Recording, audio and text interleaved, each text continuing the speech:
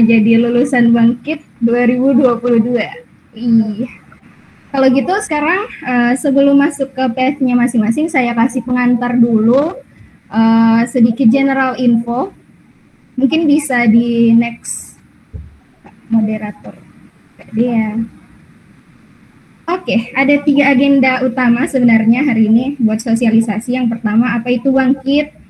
Tentu saja kalian harus tahu program ini dulu ya sebelum mengikutinya. Kemudian yang kedua, ada syarat dan benefit. Kalian harus tahu bagaimana cara masuknya, bagaimana cara register dan lain-lain, benefitnya apa yang akan kalian dapatkan saat mengikuti program ini, dan terakhir baru cara mendaftarnya. Kebetulan sekarang lagi periode pendaftaran ya, sampai tanggal 31 nanti. Kemudian bisa di next, oke. Apa itu program Bangkit? Next.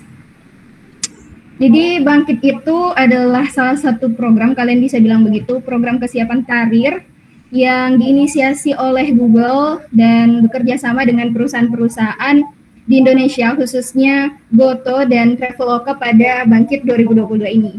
Dan dirancang untuk istilahnya menghasilkan talenta-talenta teknikal berkualitas tinggi agar siap untuk perusahaan maupun startup-startup di Indonesia yang berkelas dunia. Idealnya seperti itu. Nah, tahun ini ada 3.000, tahun ini atau Bangkit 2021 kemarin ya, berarti Februari sampai Juli, itu ada 3.000 student dari 250 universitas di seluruh Indonesia yang kita di sana belajar bersama untuk meningkatkan kemampuan teknikal maupun non-teknikal, khususnya di sini soft skill, untuk membantu kita menyiapkan diri di future career. Nah, seperti yang kita ketahui di Bangkit program Bangkit 2022 ini sama dengan yang 2021 kemarin, ada 3 path, yaitu machine learning with TensorFlow. Siapa di sini bisa angkat tangan yang istilahnya mau masuk di path machine learning?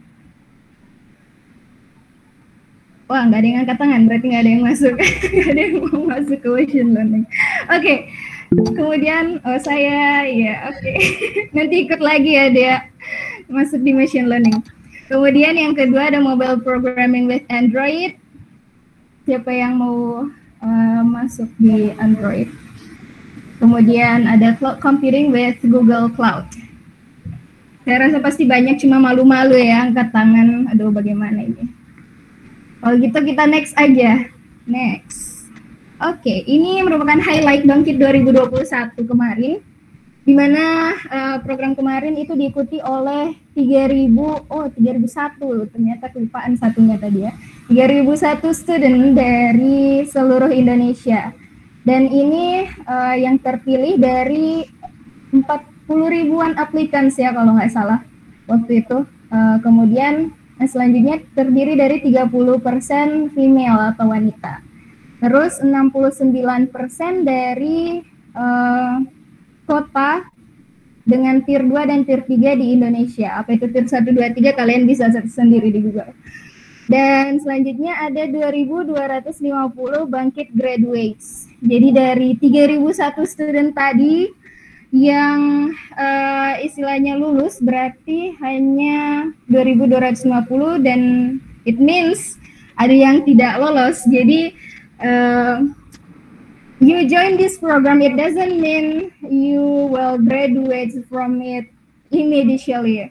Jadi perlu komitmen, ketekunan, responsibilities, perlu kemauan, biar ya kalau enggak itu apalagi yang mendorong kalian buat bisa menyelesaikan program ini. Selanjutnya 14.691 specializations completed dari online course yang ada yang akan di-provide oleh Bangkit nanti. Kemudian 15 teams from 12 partner universities. Jadi 15 tim ini adalah 15 tim terbaik di final project nanti.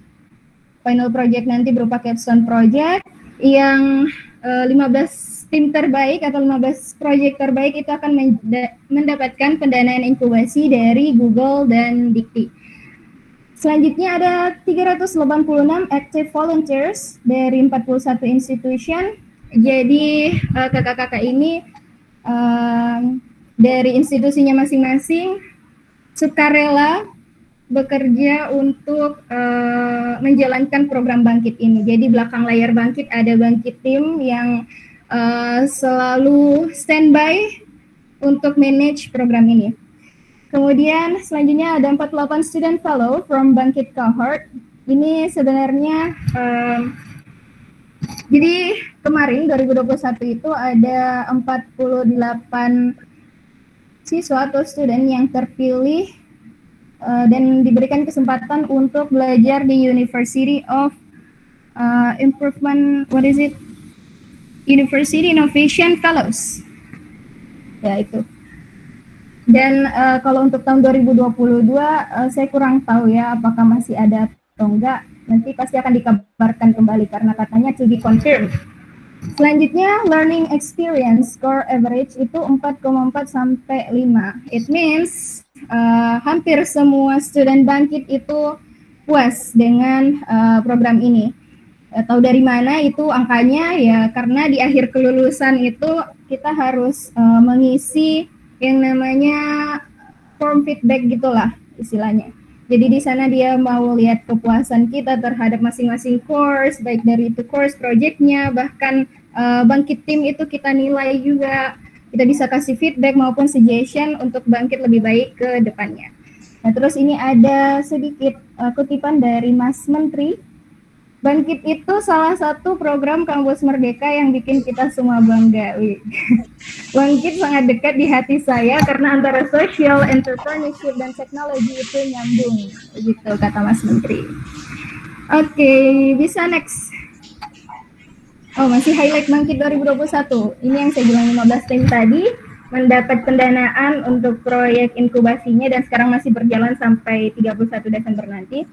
Didanai oleh Google dan Dikti khususnya ke DRK sampai dengan 140 juta per tim, berapa dolar ya itu kalau nggak salah waktu itu. Dan akan didampingi oleh 1 sampai 2 mentor industri per timnya.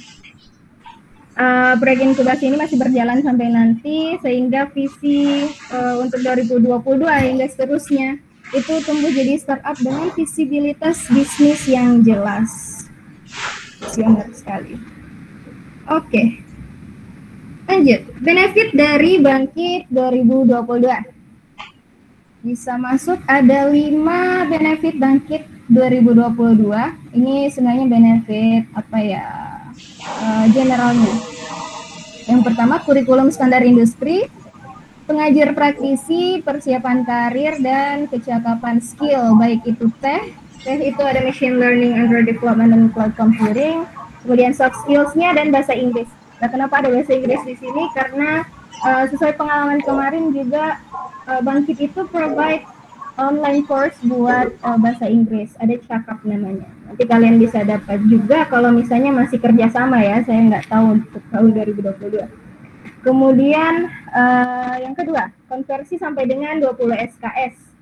Ya, seperti yang kita ketahui bersama, Bangkit ini mulai tahun 2021 itu sudah bekerja sama dengan Kampus Merdeka dan mendapatkan kesempatan untuk mengkonversi program ini ke dalam 20 SKS di kampus kalian.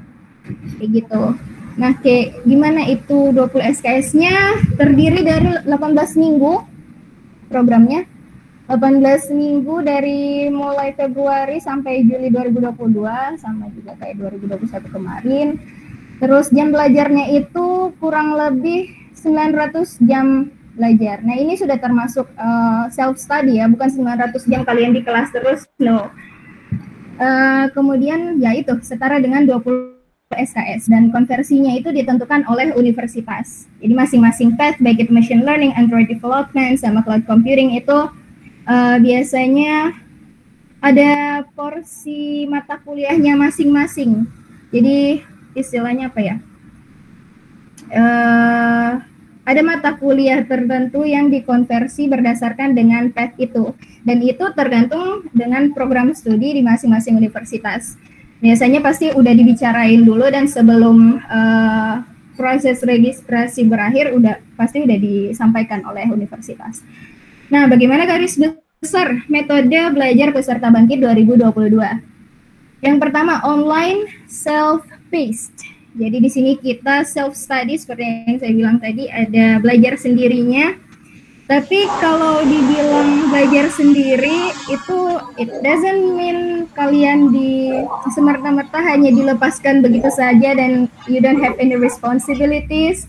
No, of course, karena rata-rata self-study ini kan berasal dari online course yang di-provide oleh Bangkit.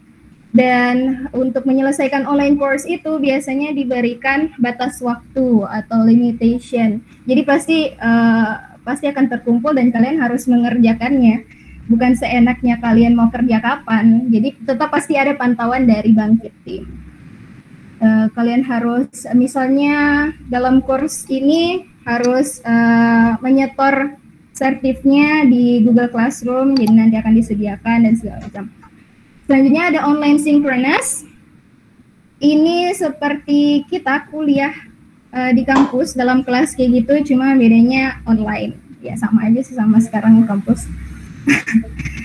Ini akan dipandu nanti di kelas, dipandu oleh pakar-pakar industri, fakultas, dan alumni.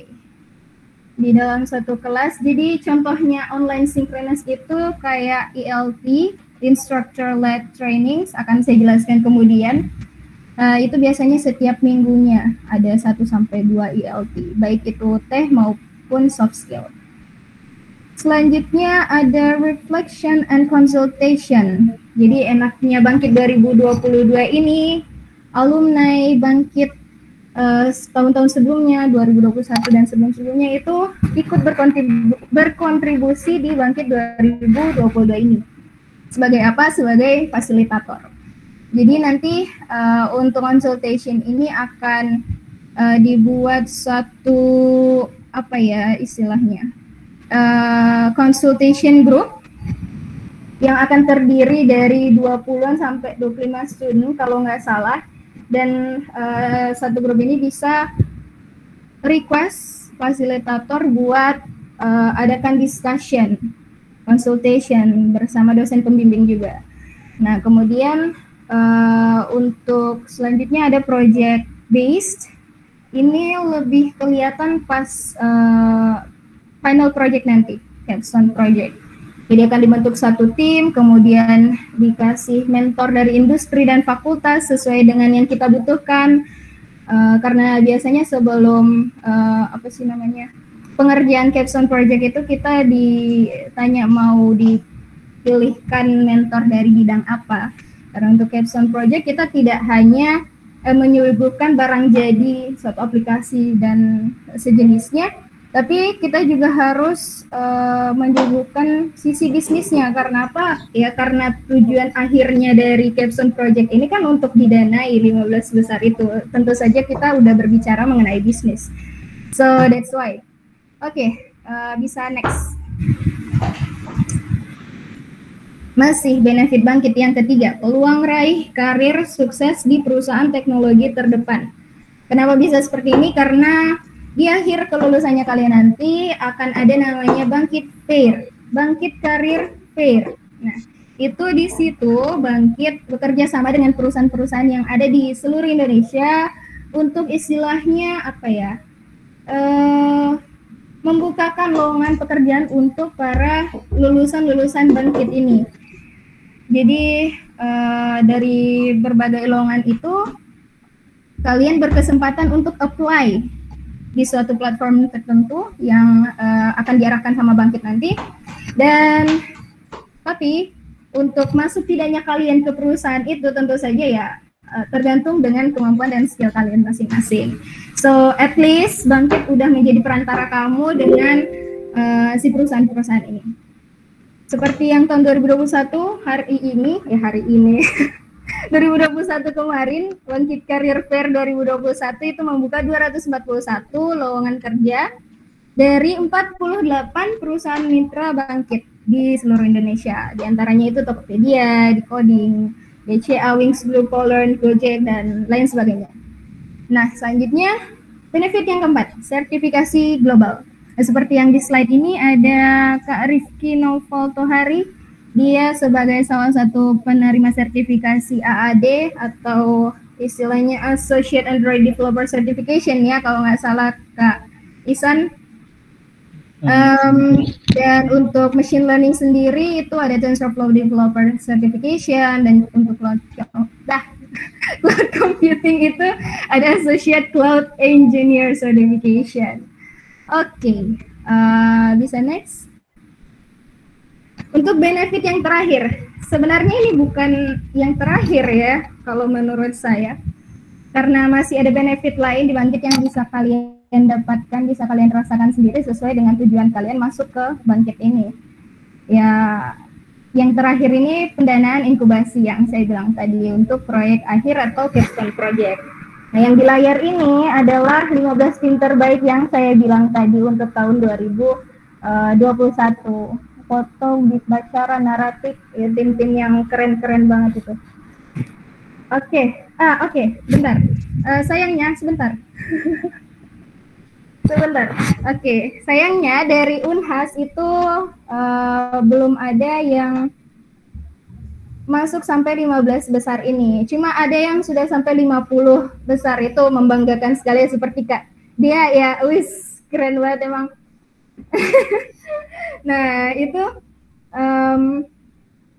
kalau bisa dibilang ya ini kesempatannya kalian buat menunjukkan kalau Unhas juga bisa.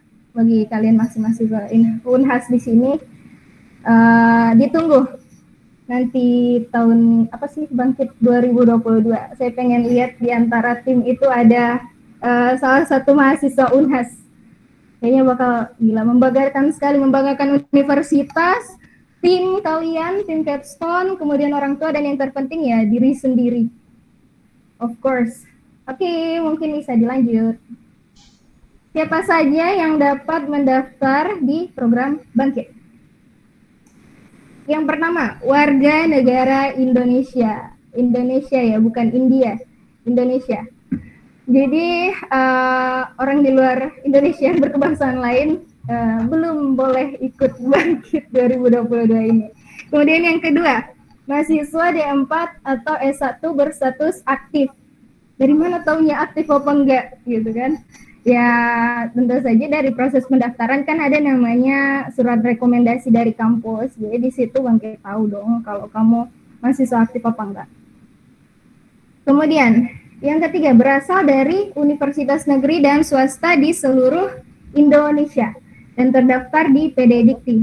Di seluruh Indonesia ya, berarti bayangkan mahasiswa Harvard aja nggak boleh daftar, tapi kalian bisa.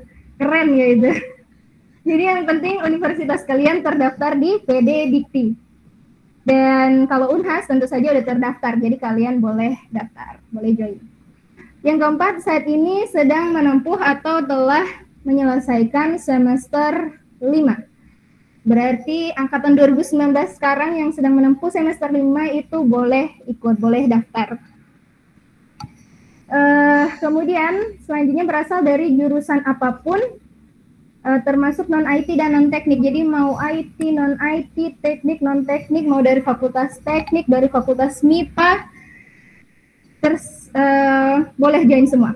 Kecuali dari prodi kesehatan, itu pun selama memenuhi persyaratan kampus Merdeka, prodi kesehatan boleh join. Selanjutnya belum akan dinyatakan lulus dari universitas per Juli 2022 mendatang. Jadi mungkin bagi kalian yang sedang dalam tahun akhir, berarti lagi menyusun TA-nya, dan ingin mengikuti program Bangkit, kelulusannya ditunda dulu sampai lewat dari Juli 2022. Dan kalau masih mau bersikeras lulus sebelum Juli 2022, ya udah nggak usah daftar aja. Oke, selanjutnya next.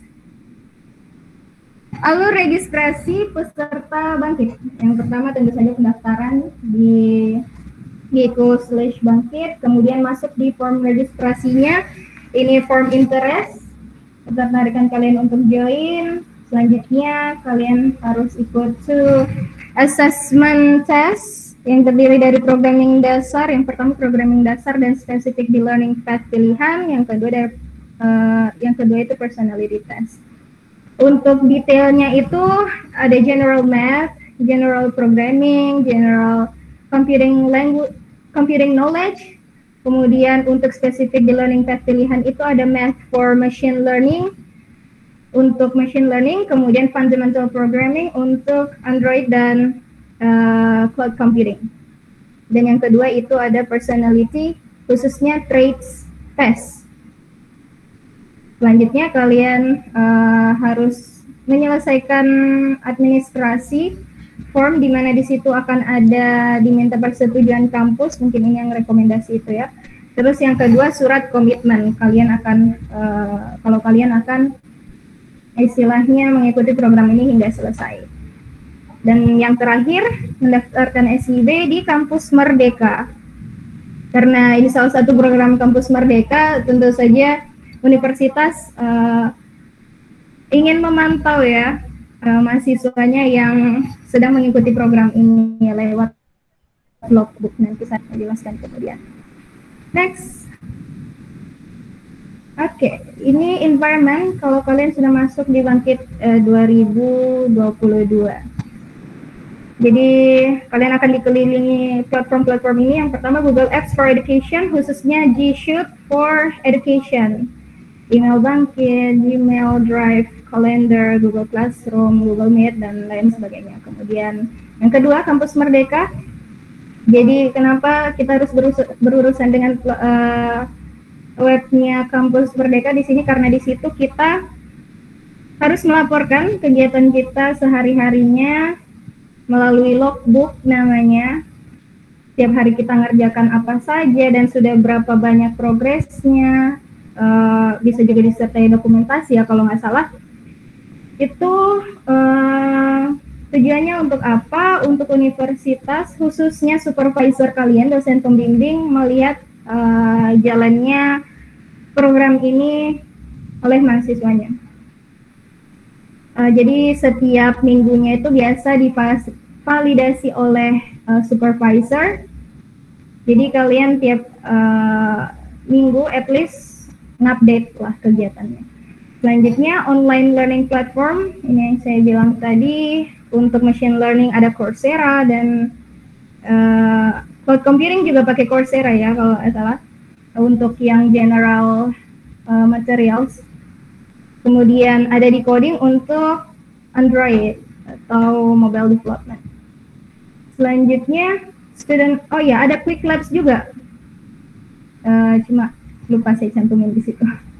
Selanjutnya kita pakai student portalnya Bangkit. Di student portal itu tempat Bangkit tim memberitahu semua atau segala informasi yang harus kita ketahui. Jadi sering-sering cek portalnya.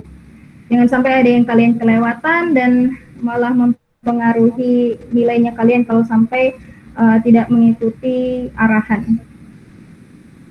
Selanjutnya social platform yang kita gunakan yaitu apa namanya? Discord. Sampai lupa namanya. Discord. Jadi di situ Bangkit bikin satu server dan terdiri dari channel-channel sesuai fungsinya masing-masing kita bisa gunakan, entah itu diskusi, tanya jawab, ataupun ya juga bisa bersenda gurau di sana. Ya layaknya grup lah, kayak gimana sih? Oke, next. Session. Yang pertama yang akan kalian ikuti pertama kali itu opening session tentu saja. Yang kedua ada namanya yang saya bilang tadi pas online synchronous ini, instructor led session for tech, baik itu ML, Android development sama cloud computing. Selanjutnya ada instructor led session for soft skill. Nah itu contohnya ada digital branding, interview communication, kalian akan belajar itu, time management, professional communication, dan lain sebagainya, sampai business finance dan startup valuation pun akan kalian pelajari. Itu kalau di 2021 sih, mungkin bisa aja dari 2022 ketambahan lagi, I don't know. So apa lagi ya? Oh, guest and special lectures. Bangkit akan istilahnya mengundang pemateri-pemateri dari luar untuk apa ya, menjadi membawakan materi dalam satu kelas sama seperti WLT. Cuma yang bedanya special lectures. Yang terakhir, another mandatory session at the discretion of Bangkit team, dan sesi-sesi lain yang mungkin saja ditambahkan oleh Bangkit team sesuai kebijaksanaannya. Next, capstone project. Ini yang akhir, our final project. Jadi sebelum mulai mengerjakan capstone project, ada beberapa persiapan, termasuk itu nanti ada briefing dulu, tentu saja. Jadi ini terlalu detail sih sebenarnya, karena akan dijelaskan nanti pas briefing. Di sebelum start itu kita harus form a team. Nah, form a teamnya itu optional. Kenapa optional? Karena Bangkit ada dua pilihan. Kalian bisa bentuk timnya kalian sendiri. Yang kedua adalah dipilihkan oleh Bangkit. Tapi kalau yang pilih sendiri itu pun harus mendapat persetujuan dari Bangkit. Karena apa? Karena ada beberapa syarat pembentukan tim. Yang pertama, of course, consist of each learning path. Jadi misalnya ada 6 orang, terdiri dari 2 ML, 2 AD, 2 CC. Kemudian at least 2 female. I don't know kalau misalnya ini karena apa ya, at least 2 female, tapi menurut saya ini bukan karena diskriminasi atau apa, cuma seperti yang saya bilang tadi kan terdiri dari 30% wanita. Jadi mungkin mereka udah ngitung jumlahnya, dan idealnya kalau mau terbagi rata ada 2 female dalam tiap tim, mungkin kan seperti itu. Bisa aja mereka taruh di situ at least 4 male, juga bisa kan. Next, at least 2 of them must be from university partners. Nah, inilah kespesialan keistimewaan dari university partners. Sayangnya Unhas bukan university partners untuk 2021 maupun 2022 sekarang. Jadi orang-orang dari university partners ini nanti akan dicari-cari untuk ya, istilahnya join ke timnya mereka. Dan untuk form a team itu gimana kalau misalnya mau bentuk sendiri itu gimana? Ya kalian cari sendiri di Discord, kan sudah ada grup-grupnya masing-masing. Nah, kalian di sana memperkenalkan diri, kemudian menjual skillnya kalian, ya kayak gitulah, sampai istilahnya kalian mendapatkan satu tim yang terdiri dari syarat-syarat yang ditentukan. Kemudian selanjutnya progress of team and exploration. Karena di sini kalian harus untuk yang progress of team exploration itu kalian harus menyiapkan tema dari tim kalian. Jadi harus memilih tema, ada tema yang di provide oleh Bangkit, dan kalian harus menyiapkan judul projectnya, dan harus istilahnya disetujui oleh Bangkit juga apakah telah sesuai dengan tema yang mereka pilih atau tidak. Kemudian yang terakhir ada project plan or design documents for Bangkit's approval. Nah ini sama seperti istilahnya kayak proposal, di mana kalian harus mendeskripsikan judulnya, kemudian tujuannya, apa yang akan dibuat dan hasilnya bagaimana, biar Bangkit itu mendapat gambaran lah tentang judul yang kalian ajukan ini, sehingga mereka bisa considering apakah ini sesuai atau tidak untuk diterima.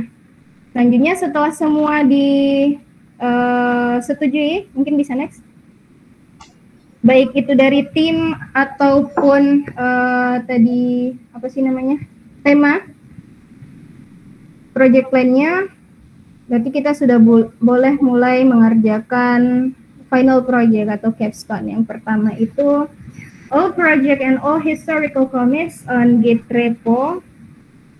Kemudian ada project brief juga. Ini template-nya akan disediakan oleh Bangkit.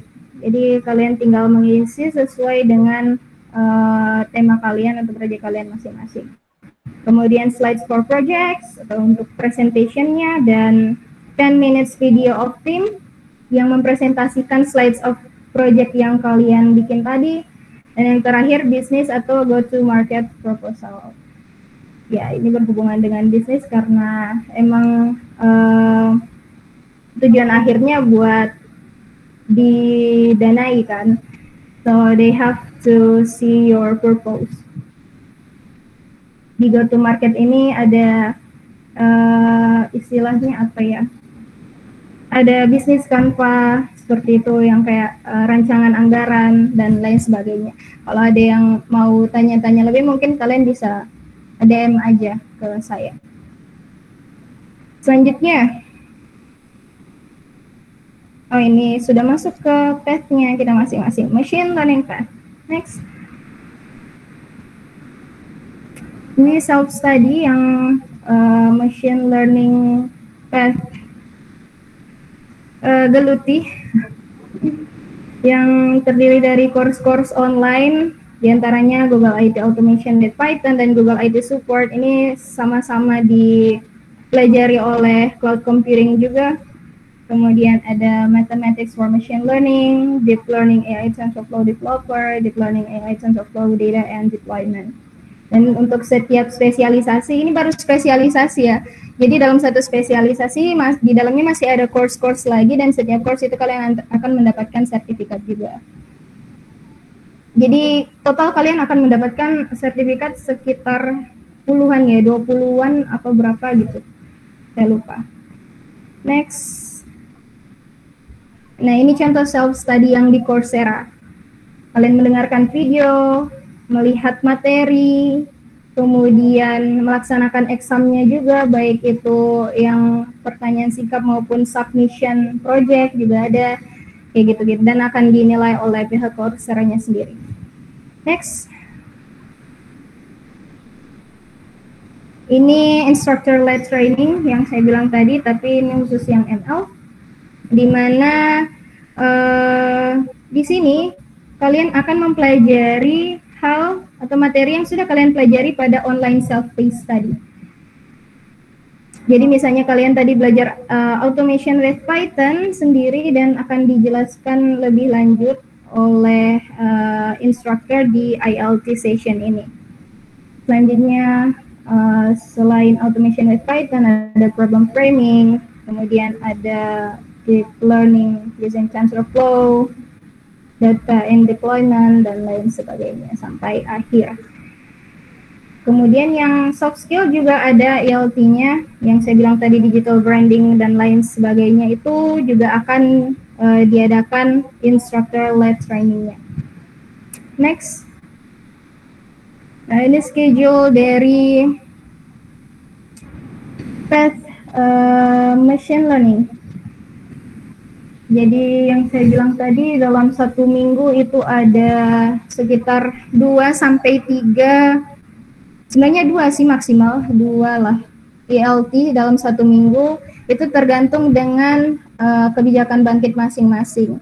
Jadi misalnya dalam 1 minggu bisa sampai 4, itu karena mungkin ada instructor lab yang belum bisa dilaksanakan minggu sebelumnya, jadi dikejar minggu setelahnya. Jadi memang based on bangkit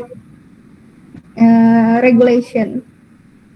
Jadi mereka yang menyesuaikan tanggal-tanggalnya dan lain sebagainya, karena nggak mungkin dalam satu kelas itu kan bisa terdiri dari sampai 3.000 student kan, jadi dibagi-bagi per kelas, dan per kelasnya itu sessionnya beda-beda. Lagi ya. Next. Oh, ini certification akhir yang akan kalian dapatkan. Ya, belum tentu kalian dapatkan, tapi diberi kesempatan kalian untuk mendapatkan ini saat kalian lulus nanti. Jadi dari masing-masing learning path tadi yang sudah saya bilang, ada sertifikasi globalnya masing-masing, dan kalian akan diberikan token. Kalian berkesempatan mengikuti ujian ini dan mendapatkan sertifikasinya secara gratis, karena aslinya ini kan bayar, cuma Bangkit provide kalian secara gratis. So next, habis ya kalau nggak salah. Oke, itu dari machine learning sekian. Next, saya apa ya? Saya minta Kak Ihsan untuk melanjutkan bagian path-nya. Thank you, ya. guys. Baik, terima kasih Tiara. Mungkin untuk Android Development Learning Pad-nya mungkin akan saya jelaskan sedikit selanjutnya. Jadi yang pertama ini mungkin untuk prasyarat dari Android Learning Pad itu sendiri, di mana di sini kita lihat spesifikasi yang diberikan dari Bangkit sendiri itu cukup tinggi. Namun hal ini tiap klien juga untuk kelancaran selama proses belajar di Bangkit. Jadi untuk meminimalisir terjadinya hal-hal yang akan terjadi, yang pertama itu ada dibutuhkan pengalaman OOP di berbagai bahasa program, baik itu menggunakan Java, Python, atau seperti JavaScript. Namun sebenarnya hal ini juga dapat dibentuk juga pada saat nanti belajar, karena nanti akan juga diajarkan dasar dari OOP itu sendiri. Namun jika memiliki pengalaman itu akan lebih sangat membantu. Dan yang selanjutnya itu terdapat spesifikasi laptop, di mana spesifikasi laptop ini yang pertama itu untuk prosesor Core i3 dengan 8 GB RAM, ataupun sarannya itu i5 prosesor dengan 16 GB RAM, bisa juga menggunakan sistem operasi Linux Windows 8 atau 10, dan ataupun juga menggunakan Mac OS X. Dan untuk tipe prosesor itu bisa menggunakan 64 bit, ataupun jika menggunakan Mac OS mungkin yang menggunakan ARM. Untuk Android Studio di sini disarankan untuk menggunakan Arctic Fox yang lebih stabil. Adapun jika ada yang menggunakan untuk yang versi terbaru seperti Bumblebee, namun masih dalam level beta, di sini juga saya menambahkan juga untuk internet koneksi, karena dalam membuat project Android itu tentunya memerlukan internet untuk melakukan build project ataupun mendownload library. Namun untuk build project juga terdapat opsi untuk Gradle offline. Dan tambahan juga mungkin di sini bagusnya jika ingin mengambil learning pad Android, mungkin akan lebih bagus juga jika menggunakan media penyimpanan bertipe SSD daripada HDD, terutama dalam proses build project, dan menggunakan emulator. Namun kalau soal RAM, sebenarnya itu tergantung, karena biasanya kalau Android Studio itu biasanya pakai sekitar 2 gigaan, 2-3 giga. Namun jika tambah lagi dengan emulator bisa tambah lagi 1 hingga 2 giga. Jadi sebenarnya kalau Core i5 dengan 8 GB RAM itu sudah mencukupi. Next. Baik, selanjutnya ini untuk course yang akan dipelajari.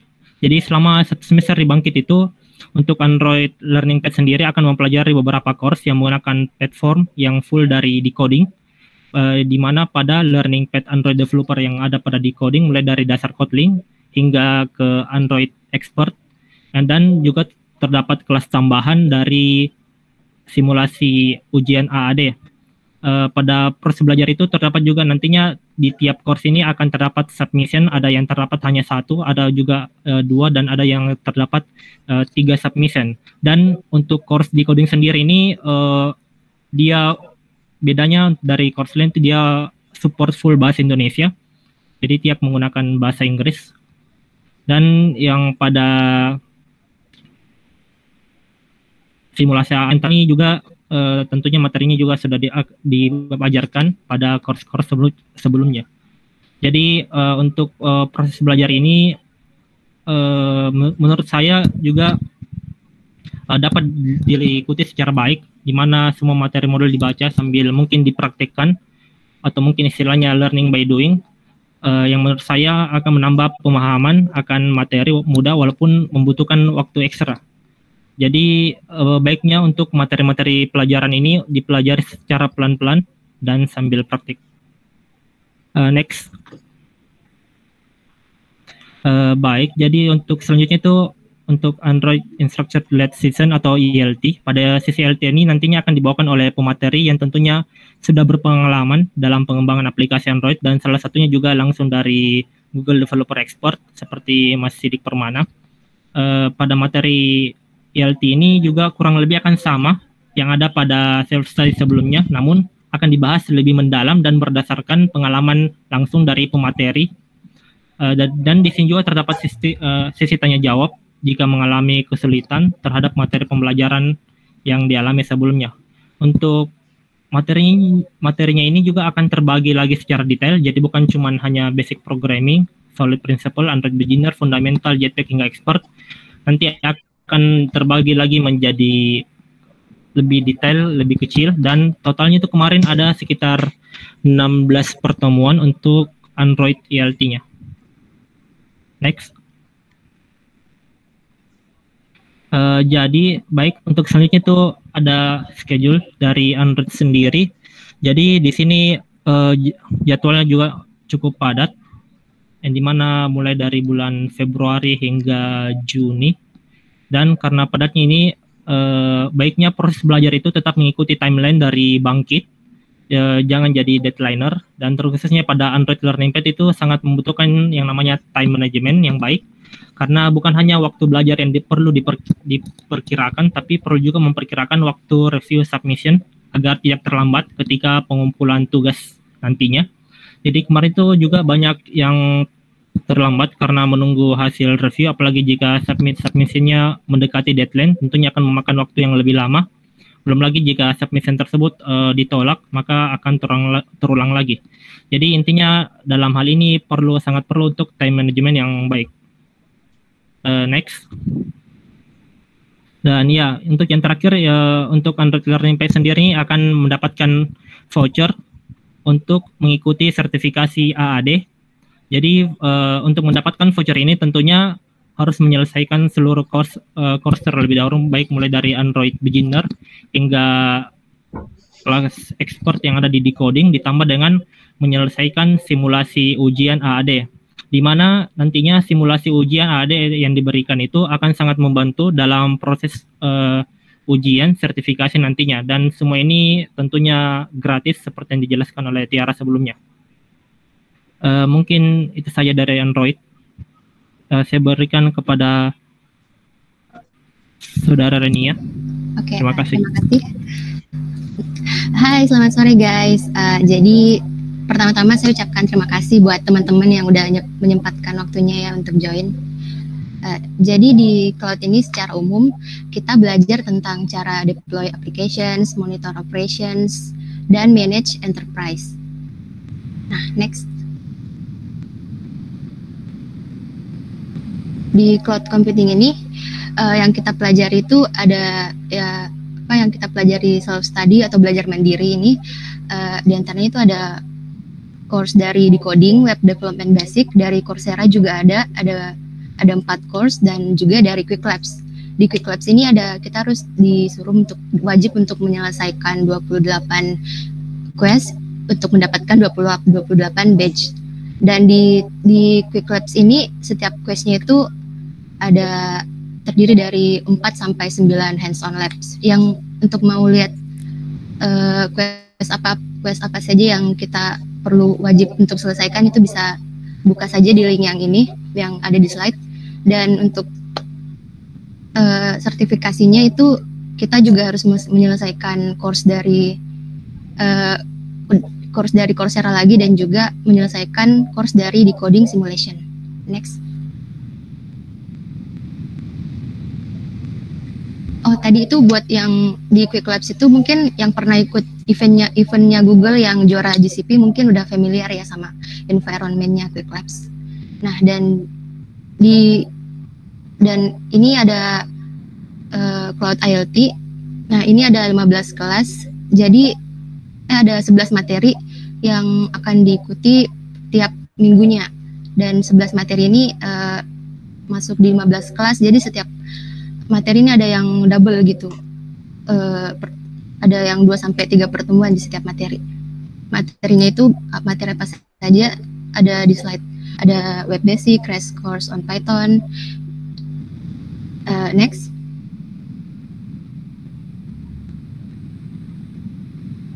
Nah, syarat untuk mau daftar di Learning Pad Cloud ini yaitu basic knowledge ya tentang IP networking stack, database, statistik, dan ANSI SQL. Dan juga laptopnya itu minimum spesifikasinya ada setidaknya memiliki RAM 2 GB, sistem operasi Chrome, Linux, Windows 7, 8, atau 10, ataupun Mac OS X. Dan prosesornya 32 atau 64 bit, dan web browsernya pakai Google Chrome dan menginstal salah satu text editor seperti VS Code, Notepad, Notepad++, Sublime, ataupun Atom. Next. Nah, di cloud ini kita akan mendapatkan sertifikat Associate Cloud Engineer yang bertaraf internasional dari Google Cloud yang bisa didapatkan jika mengikuti Bangkit 2022 nanti. Dan juga keuntungan lain yang bisa didapatkan jika menyelesaikan semua course-nya, kita bisa upload sertifikat-sertifikat itu di LinkedIn kita. Jadi banyak banget manfaat yang bisa didapatkan kalau ikut Bangkit 2022 nanti. Oke, next. Jadi ya, saya kira itu saja untuk dari Learning Path Cloud. Terima kasih. Oke, baik. Nah, berdasarkan pemaparan teman-teman kita tadi yang merupakan alumni Bangkit 2021, banyak sekali yang menarik sekali juga materi yang telah kita dengarkan pada sore hari ini. Semoga bisa menjadi bekal awal untuk teman-teman yang tertarik untuk mengikuti Bangkit 2022. Nah, sebelum kita masuk ke sesi Q&A nih, saya mau menyapa seseorang dulu. Ini ada Mas Adrianus Yoza. Mas Yoza ini adalah salah satu Bangkit tim yang menangani kami, lulusan dari Bangkit 2021 selama periode belajar kami yang kemarin. Halo Mas Yoza. Halo. Halo Mas, terima kasih sudah menyempatkan waktunya mampir di sosialisasi kami pada sore hari ini Mas. Gimana nih Mas, ada nggak pesan-pesan gitu untuk teman-teman atau adik-adik ini yang berminat untuk mengikuti Bangkit 2022 gitu Mas? Aku yakin tadi udah disampaikan oleh para alumni dengan baik ya. Aku tadi lihat slide-nya udah sedemikian banyak. Buat teman-teman yang masih ragu join Bangkit, mungkin bisa menyempatkan konsultasi, tanya-tanya sama kakak-kakak alumninya. Dan dari Unhas tahu saya lumayan banyak ya, jadi harusnya bisa teman-teman bisa tanya apa aja dan benefitnya apa aja. Sampai sore ini kalau dari sistem aku sudah ada hampir 22.000 yang mendaftar. Jadi jangan menunda pendaftaran karena ya kalau nanti misalnya kita putuskan udah penuh ya udah gitu. Jadi pesan saya simpel dan ini kayaknya sering juga aku sampaikan ke teman-teman Bangkit ya dari tahun lalu. Yang namanya penyesalan itu hadirnya selalu di belakang. Kalau di depan namanya pendaftaran, jadi segera daftar supaya nggak menyesal. Thank you. Oke, baik Mas, terima kasih. Penting sekali pesan-pesannya teman-teman dan adik-adik sekalian. Jadi kalau mau join Bangkit, join sekarang jangan sampai menyesal.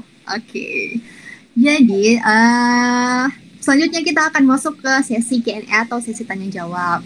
Jadi kepada teman-teman sekalian yang memiliki pertanyaan kepada alumni-alumni Bangkit yang ada di sini ataupun kepada Mas Yoza, kalau Mas Yozanya nanti masih ada, mungkin bisa langsung raise hand atau open mic dan sebutkan nama dan pertanyaannya seperti apa. Nah nih, ada yang mau nanya nggak? Atau ketik di chat juga boleh kalau misalnya mic-nya bermasalah sehingga tidak bisa on mic. Ya, silakan teman-teman.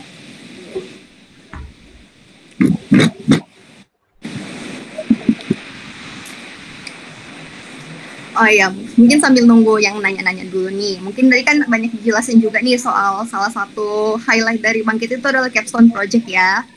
Jadi semua alumni di sini itu sudah pernah memiliki Capstone Project-nya masing-masing dengan kelompok mereka. Nah mungkin bisa diceritakan sedikit nih kalau dari misalnya kayak dari Tiara gitu.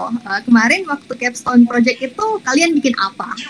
Mungkin bisa diceritakan secara singkat. Oke, kalau timku kemarin itu Capstone Project-nya kita bikin suatu aplikasi yang bisa dibilang mirip Grab, cuma untuk pedagang keliling. Jadi kita bisa sebagai pelanggan kita bisa request pedagang keliling ini buat istilahnya mampirlah di lokasiku sekarang gitu. Terus kita bisa nge-track juga pedagang kelilingnya lagi di sekitar mana. Jadi mungkin kita bisa datengin juga kayak gitu. Secara generalnya seperti itu. Oh iya, gitu ya. Menarik sekali nih dari saudara Tiara. Kalau dari saudara Ihsanul mungkin bisa diceritakan juga kemarin capstone-nya itu seperti apa? Kalau dari tim saya kemarin itu bikin aplikasi yang namanya Qualitium. Jadi target kami itu untuk para UMKM, terkhususnya untuk yang berjualan. Jadi target kami itu untuk memprediksi buah, memprediksi apakah buah ini jenisnya baik ataupun buruk, dan begitu juga untuk memprediksi ketahanan dari sebuah buah. Jadi kemarin aplikasinya gabung juga dari machine learning, Android dan cloud. Dan untuk targetnya ya untuk UMKM yang ingin memprediksi kualitas, namun kami batasi untuk hanya beberapa buah saja. Mungkin kurang lebih itu saja. Oh iya, sebenarnya capstone saya kemarin agak mirip sama dari saudara Ihsanul ini, karena kami sama-sama mengambil tema mengenai food security atau ketahanan pangan. Jadi kalau saya kemarin itu sharing sedikit ya, saya kemarin itu nama aplikasinya adalah Pangan Ventory. Konsepnya mirip, yaitu dimana kami aplikasi kami itu bisa nge-track untuk misalnya ini teman-teman habis belanja gitu dari pasar, beli buah, beli sayur atau daging dan lain sebagainya. Terus teman-teman itu bisa foto bahan makanan yang sudah dibeli itu. Nah, nanti ada proses machine learning yang terjadi di aplikasi itu, sehingga dari aplikasi itu bisa memprediksi nih kira-kira bahan makanan teman-teman ini bisa tahan sampai berapa lama, dan penyimpanan yang terbaik itu seperti apa untuk untuk bahan makanan tersebut. Dan nanti dari aplikasi ini juga bisa menjadi reminder untuk teman-teman agar bisa menghabiskan dari bahan makanan tersebut sehingga tidak terbuang gitu. Jadi hampir mirip ya konsepnya sama saudara Ihsanul. Nah, kalau dari Renia sendiri mungkin bisa diceritakan kemarin capstone-nya itu kayak gimana? Kalau aku sama juga jadi tentang pendeteksi makanan gitu. Tapi makanannya ini kalori dari makanan itu, kayak misalnya buah jeruk gitu, bisa terdeteksi berapa kalori yang akan dihasilkan kalau mau dimakan. Terus target kami itu untuk orang-orang yang terlalu lama hashtag di rumah aja ya, karena kemarin lagi lockdownnya karena pandemi. Jadi buat aplikasi itu buat mungkin yang mau diet gitu ya.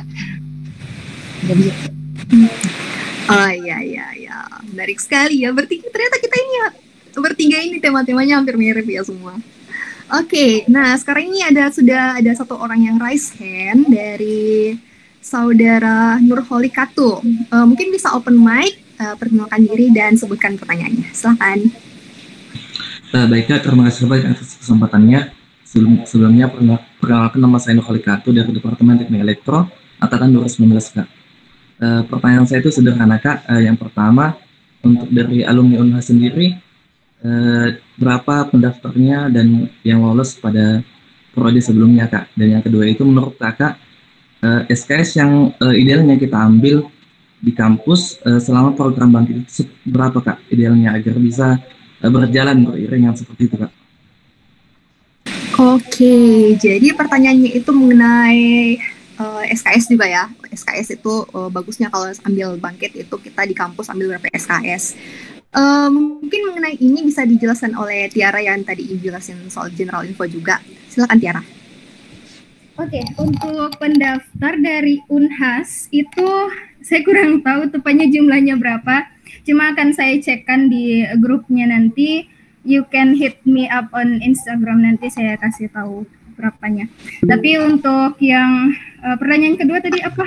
Masalah. Oh ya, ini Tiara, ada Mas Josa jawab tuh di chat, katanya 36 yang daftar dari Unhas. 36 yang daftar dari Unhas. Itu yang lolos ya apa ya? Oh, yang daftar. Yang intinya sampai punya Bangkit ID itu 36. Oh, Oke, udah dijawab sama Mas Yosa ternyata. Selanjutnya next question yang tentang apa ya tadi? Mohon maaf. Tentang konversi SKS itu. Kalau misalnya ambil konversi bangkit SKS. itu kira-kira bagusnya kalau di kampus itu ambil berapa SKS gitu. Oke, kalau untuk konversi bangkitnya kemarin saya ambil full yang konversi 20 SKS. Cuma ini maksudnya kita ngambil SKS selain 20 konversi bangkit itu atau konversinya? Gimana? Siapa tadi? Iya Kak, maksud saya itu idealnya SKS yang kita ambil di kampus Kak untuk kuliah di tatap muka di kelas seperti itu.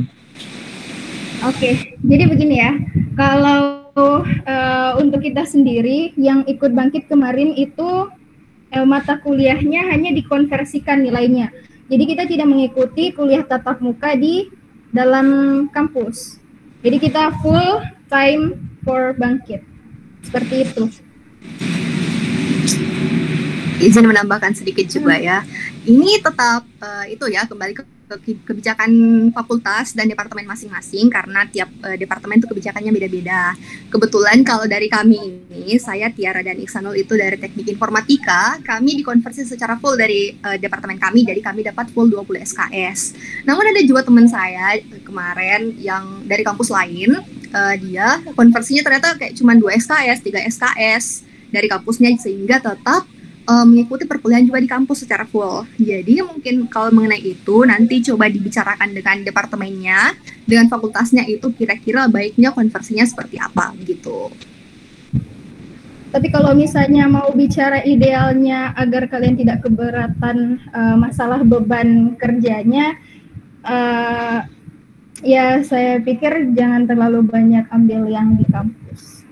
Karena bangkit tugasnya cukup, istilahnya kalian butuh fokus di situ juga agar bisa selesai tepat waktu kayak gitu. Saya juga mau menambahkan kebetulan saya juga dari jurusan Teknik Elektro, jadi di Teknik Elektro itu konversi SKS-nya ada 11 SKS. Sisanya itu ada mata kuliah pilihan yang wajib diambil yang tidak bisa dikonversi, dan ada juga mata kuliah pilihan yang dari konsentrasi. Ada saya ambil 2 mata kuliah pilihan dari konsentrasi sama 4 mata kuliah wajib dan bangkit kayak begitu.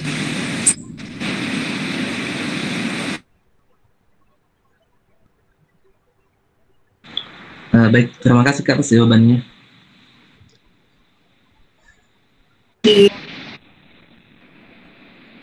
Sudah jelas mungkin ya. Oke. Jadi untuk teman-teman yang lain juga mungkin memiliki pertanyaan yang sama, mungkin saran terbaik dari kami adalah konsultasikan kepada departemen masing-masing. Karena masing-masing itu beda. Oke. Pertanyaan yang selanjutnya ini ada di chat nih, dari Agus. Halo Kak, izin bertanya terkait basic math testnya itu, kira-kira gambaran soalnya kayak gimana ya Kak? Terima kasih. Oke. Yang kemarin ambil basic math itu semua PET ya? Yang ambil basic math itu gimana? Mungkin dari Sanul deh, mungkin bisa cerita sedikit gambarannya itu kayak gimana? Sebenarnya agak lupa juga kalau kemarin yang pas basic math-nya, cuman kayaknya untuk basic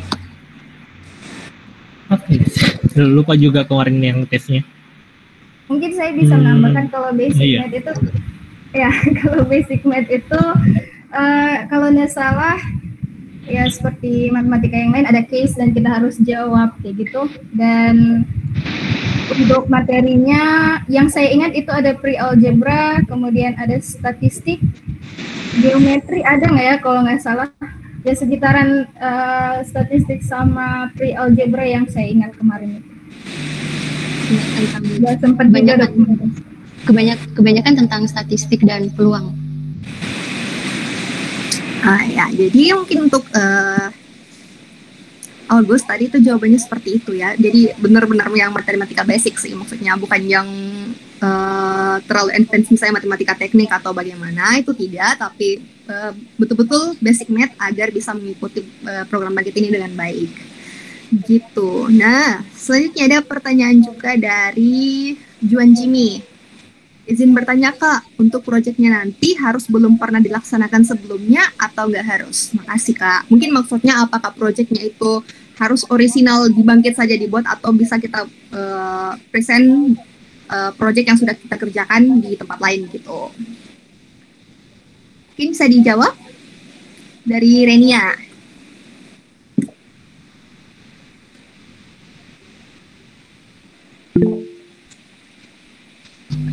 Kalau kurang tahu sih kalau yang udah bisa apa proyeknya yang mesti dibuat baru gitu atau belum.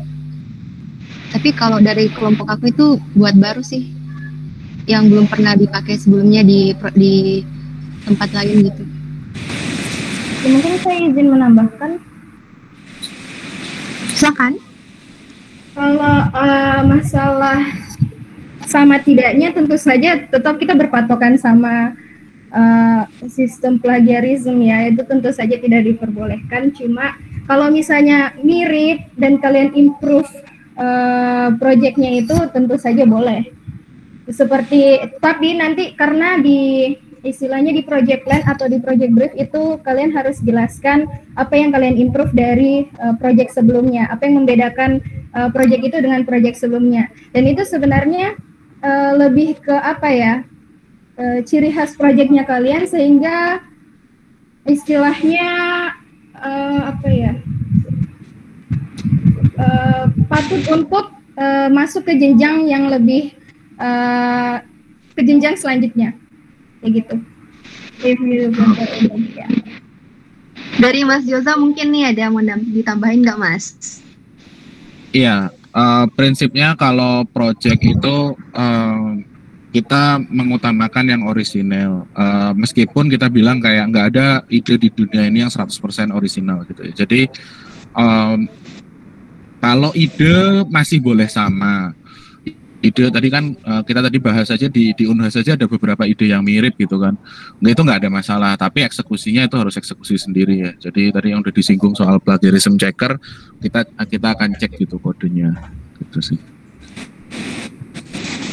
Oh iya, baik. Jadi untuk pertanyaannya Juan tadi itu jawabannya seperti itu ya. Oke, untuk pertanyaan selanjutnya ini ada yang raise hand dari Andi Muhammad Fadli. Mungkin bisa open mic dan langsung perkenalkan diri dan sebutkan pertanyaannya. Nah, baik, makasih sebelumnya. Assalamualaikum warahmatullahi wabarakatuh. Perkenalkan saya Faldi dari Departemen Statistika Fakultas MIPA. Terkait yang saya lihat tadi bahwa pelaksanaan dari bangkit ini kan dari mulai Februari hingga Juni. Artinya pelaksanaannya itu pada semester 6. Nah, pada semester 6 itu kan khususnya di Unhas gitu kan ada namanya PKL ataupun KKN. Itu bagaimana caranya mungkin dari kakak-kakak untuk mengatur waktu untuk mengikuti bangkit sekaligus ikut juga itu KKN ataupun PKL-nya. Makasih. Oh iya, oke. Mungkin dari saudara Tiara nih sudah open mic. Silakan Tiara jawab. Oke, kalau misalnya kemarin yang pengalaman saya 2021 kemarin, saya dari Teknik Informatika kan di samping dengan konversi mata kuliah yang saya ikuti, itu saya masih punya satu mata kuliah wajib metode penelitian. Jadi saya masih pakai kurikulum yang kemarin karena sekarang itu kan kurikulum 2021 ya yang dipakai berarti. Kalau kurikulum yang kemarin itu mata kuliah yang tersisa di saya yang wajib itu yang harus tatap muka itu cuma metode penelitian. Jadi hanya satu. Cuma kalau untuk PKL sama KKN dari Teknik Informatika sendiri sepertinya sama ya seperti yang lain juga itu kan mata kuliah non tatap muka. Jadi bisa dilakukan saat semesternya sudah selesai, semester aktifnya sudah selesai. Jadi sekitar bulan Juli, Agustus, bulan apa ya itu Mei, Juni. Seperti itu. Jadi setelah aktif semesternya selesai, rata-rata kan kalau KKN sama PKL itu, mungkin kalau dari prodi lain berbeda ya Renia atau bagaimana?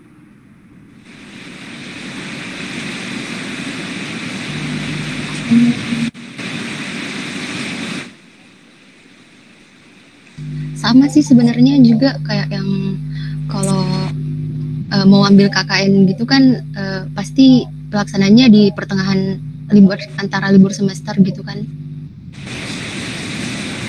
Nah, Mufaldi sendiri ini dari prodi apa? Dari prodi statistika, Kak. Oke, statistika berarti sama Fahira ya kemarin deh. Ya, Betul. mungkin tanya pengalamannya Fahira, gimana dia kemarin pas ikut Bangkit 2021 berkaitan dengan PKL-nya, dan juga mungkin bisa dibicarakan sama departemennya bagaimana kebijaksanaannya itu kalau misalnya PKL-nya istilahnya bersamaan waktunya dengan Bangkit kayak gitu. Baik, Kak. Terima kasih banyak, Kak. Oke, sama-sama. Apakah masih ada yang mau bertanya lagi? Silakan raise hand teman-teman atau bisa diketikkan di kolom chat.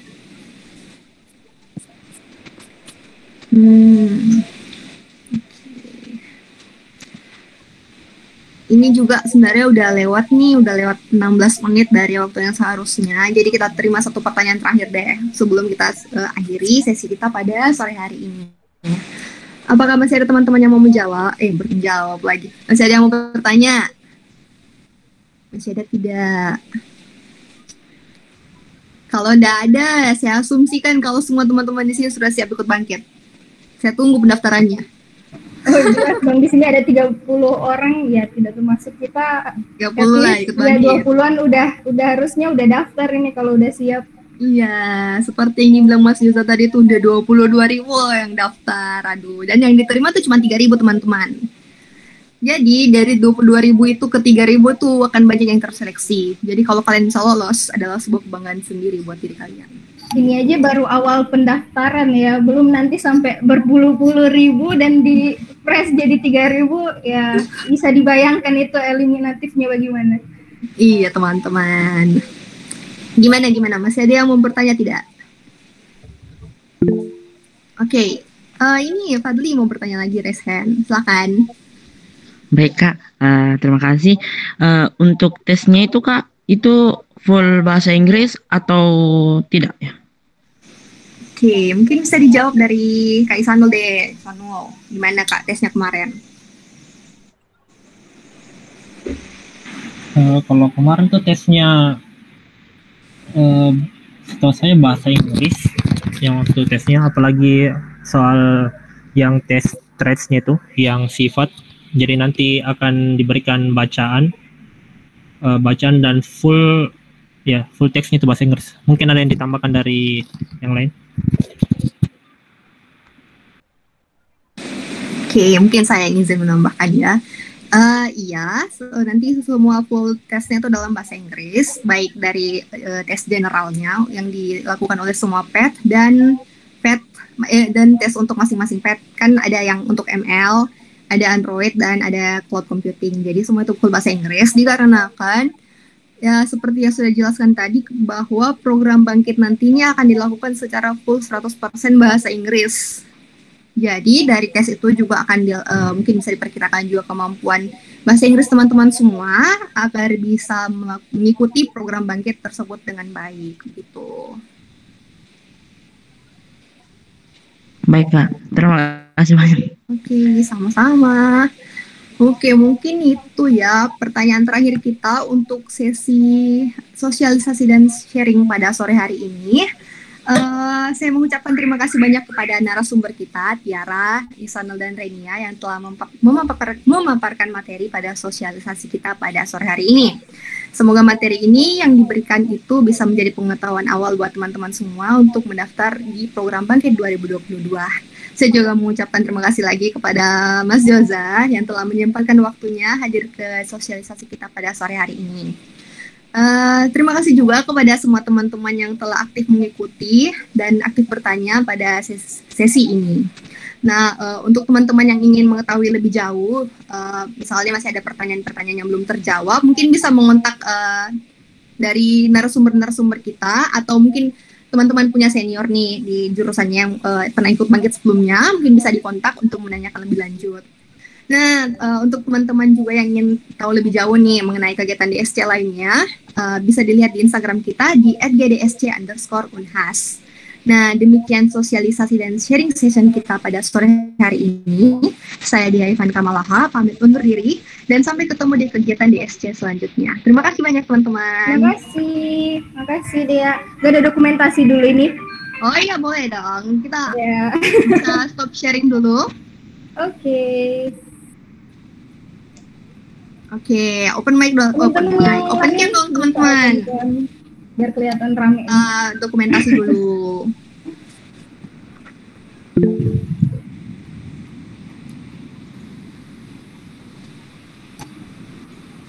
Oke. Kita dokumentasi dulu ya. Wih, ada lead Dari DSC. saudara- Keren Iya, banget dari- nih. baru muncul dia. Oke, dari saudara Umron apakah bisa didokumentasikan dulu? Ya, enggak. Oke, hitung ya. Oke. Kalau begitu dalam hitungan saya, bentar saya ubah letak dulu. Supaya muat semua. Oke. Dalam hitungan saya, 1, 2, 3. Sekali lagi.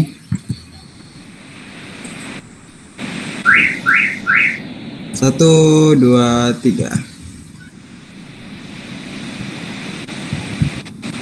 Sudah? Oke, sudah Kak. Oke, baik teman-teman. Terima kasih banyak Anda telah mengikuti sesi kita pada sore hari ini. Dan untuk teman-teman yang sudah hadir, kami tunggu di Bangkit 2022. Saya Dia Ivan Kamalaha, mengucapkan terima kasih dan selamat sore. Saya tutup roomnya ya. Terima kasih teman-teman.